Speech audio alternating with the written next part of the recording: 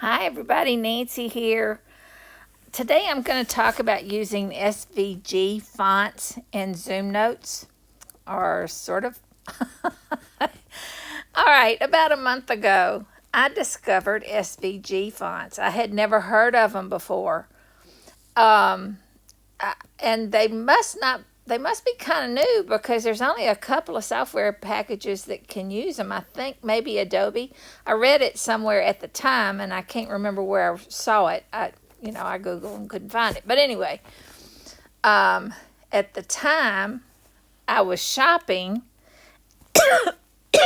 and you see the one on the right, the lovely rose.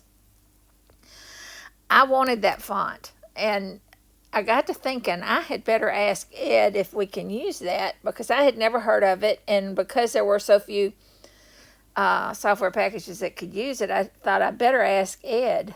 And he said no, I couldn't use it. Well, okay, fine. I didn't buy it. I wanted it, but I didn't buy it.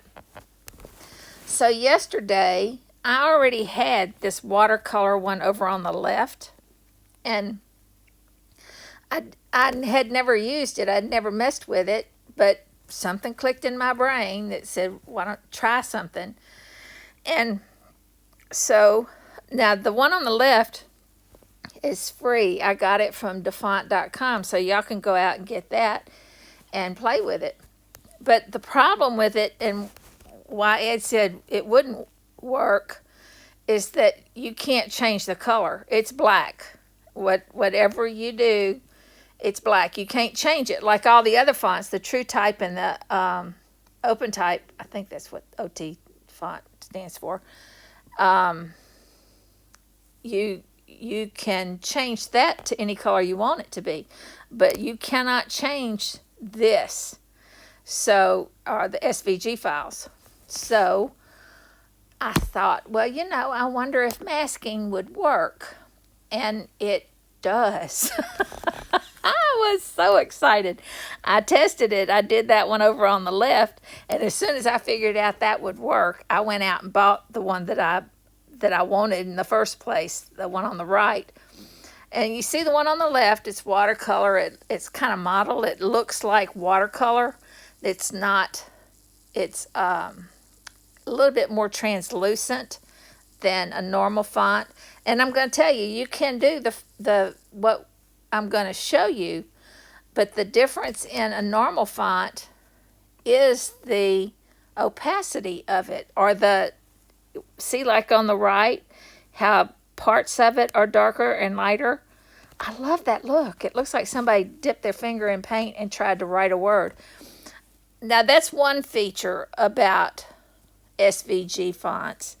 There may be many, many more. That's just the only one that I know about because as soon as I saw it, I loved that feature, and I wanted to be able to use it.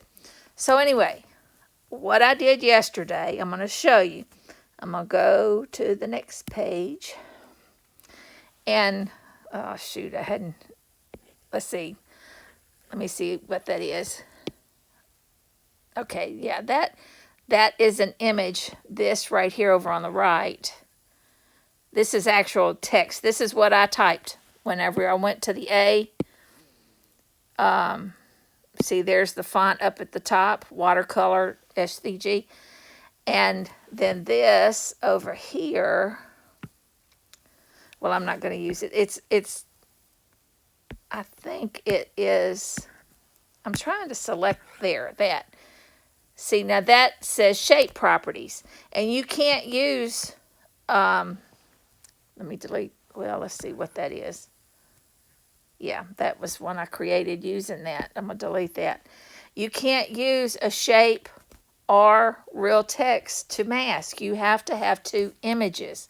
So in order to get the two images, let me get that out of the way. I select it. See, it says text properties. I copy and then paste as image. Now that is the image it created. It came in a little bit bigger. Sometimes it does that, no problem. Just change the size. Now I'm going to get that out of the way. This, I'm going to do the same thing too. It says shape properties, if I copy and then do paste as image, see over on the left, it's now one item selected. It no longer says that handwriting properties and shapes. Okay. There's a thing underneath it. That's why it said handwriting properties.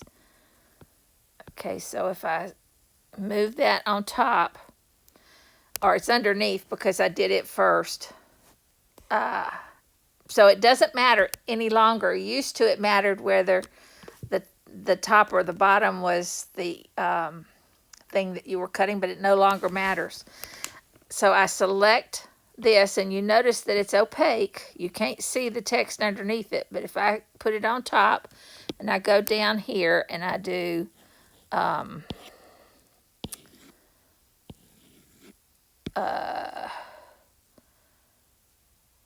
mask image, see, I just created that watercolor look. How cool is that?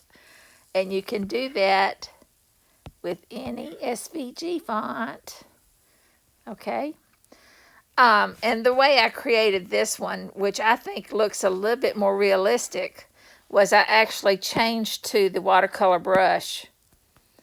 I selected the watercolor brush there and I painted some, and then I changed it to another color and painted some. And okay. And then I selected that and made it into an image, just like I did the polygon. But see, the reason I don't love this, you just have to be aware. Look how big the bounding box is. If you can see it, I'm moving it around. It's as big as the thing. Now, if I copy it, do copy, and then do paste as image, it makes the bounding box a little bit smaller. And it really doesn't matter, except that you have to be very aware of things overlapping when you do masking. I'm deleting that one just to get it out of the way. If something is overlapping something else, then it might stop your mask from working. So just be aware of that. If you had two things underneath this, it would not work, and it'll give you an error message. Well, let me see if I can get it to see if I have two different things piled up, and I select that one of those. I don't know what I selected, and then I go to mask. You get an error message that says more than one image is found, and that can be, it's obvious here that they're all piled up, but see, I keep selecting something over there. If it can be way over to the right, and you not be able to tell, well, I'm not able to select stuff because the bounding box is so big. You think that you're good over here. See, that's way over there. So if I select these two, or if I select this one and do, again, try to do it. See, it's not touching, it's not above anything, but it is overlapping. You just can't see it except for the bounding box. So if I try to do mask image now, it says more than one image is found. So that's what I'm talking about. Just be aware of that thing being so big like that, that you might be crossing paths with another, more than one image underneath it. Okay? That's it. That's all. Go download the watercolor one from DaFont. I think there's some other ones over there. I just didn't take the time to look for it. And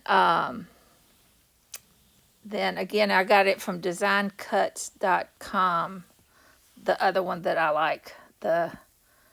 They've got lots of them out there. You just Google it or DuckDuckGo and see the different images of the different fonts that are out there now.